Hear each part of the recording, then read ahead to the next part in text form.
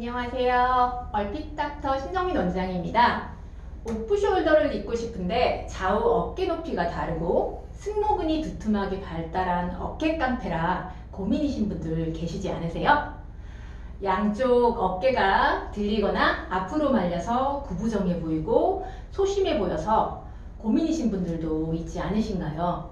오늘은 이분들을 위해 어깨 교정이 필요한 어깨 구조 불균형 현상을 한번 정리해 보려고 합니다. 어깨 불균형 문제는 세 가지, 솟은 어깨, 말린 어깨, 그리고 어깨 비대칭으로 정리해 볼 수 있습니다. 첫 번째, 솟은 어깨.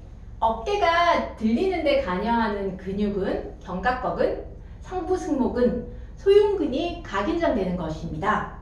이 근육들이 각인장되어서 단축되면 견갑대가 올라가서 쇄골 위치가 불안정해집니다. 거기에 더해서 이 근육들과 기랑근이며 어깨를 내려주는 하부승모근과 정거근, 강배근이 약화되는 것도 원인이 될 수 있습니다. 두 번째, 말린 어깨. 말린 어깨는 어깨 관절과 견갑대의 외측면이 간상면의 축에서 앞쪽으로 이동하는 것을 의미합니다.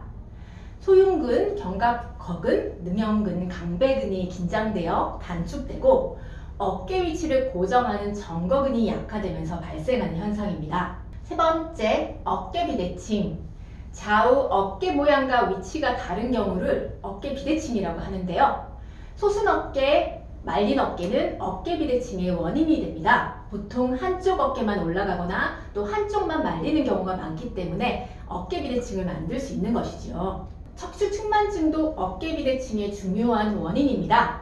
콥스 앵글 10도 이상 진행되어 척추 측만증이라고 진단될 정도의 각도는 아니지만 측만 양상으로 한쪽으로 척추가 기울어져 있는 척추 측만 패턴도 해당되는 내용입니다. 턱관절 장애나 안면 비대칭을 갖고 있는 분들은 대부분 이런 패턴을 갖고 있다고 말씀드려도 전혀 틀린 말이 아닙니다. 이 경우는 척추 측만증을 교정해야 어깨 비대칭을 해결할 수 있습니다. 그러면 이러한 어깨 구조 불균형 현상을 만드는 우리 생활 속 습관은 어떤 것들이 있을까요? 첫 번째, 한쪽에 무거운 가방을 메는 습관이 있다. 두 번째, 장시간 앉아서 공부를 하거나 운전을 한다. 맞지 않은 베개 그리고 새우잠을 자는 습관으로 아침에 자고 일어나면 목이 아프다. 네 번째, 한쪽 어깨에 헤드폰을 올려놓고 통화하는 습관이 있다. 내 사무실, 내 책상, 컴퓨터 모니터, 자판은 한쪽으로 치우쳐 있다. 짝다리를 짚고 서 있는 경우가 많다.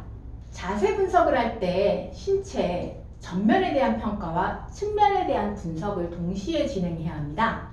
측면 사진에서는 간상면의 축이 중심선이 되며 일자목과 같은 경추 커브, 요추와 흉추의 전만과 후만, 골반의 경사각을 평가합니다.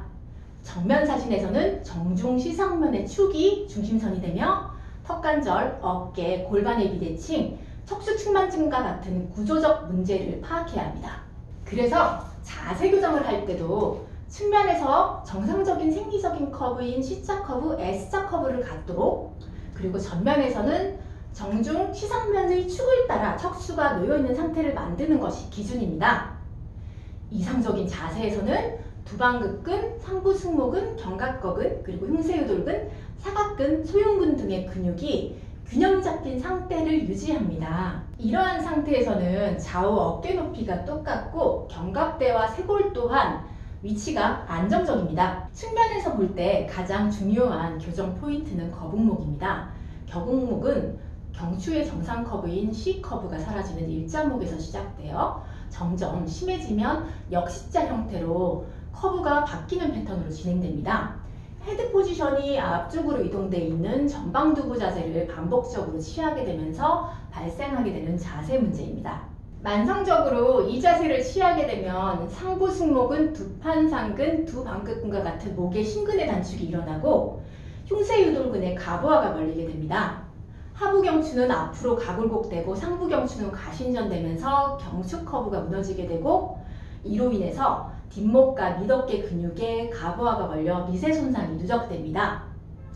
척추 커브가 생리적 망곡이 깨지다 보니 어깨의 위치도 비틀어지며 비대칭도 심해질 수 있는 것입니다. 전면에서 중요한 것은 좌우 어깨 수평면이 일자가 되도록 교정하는 것입니다.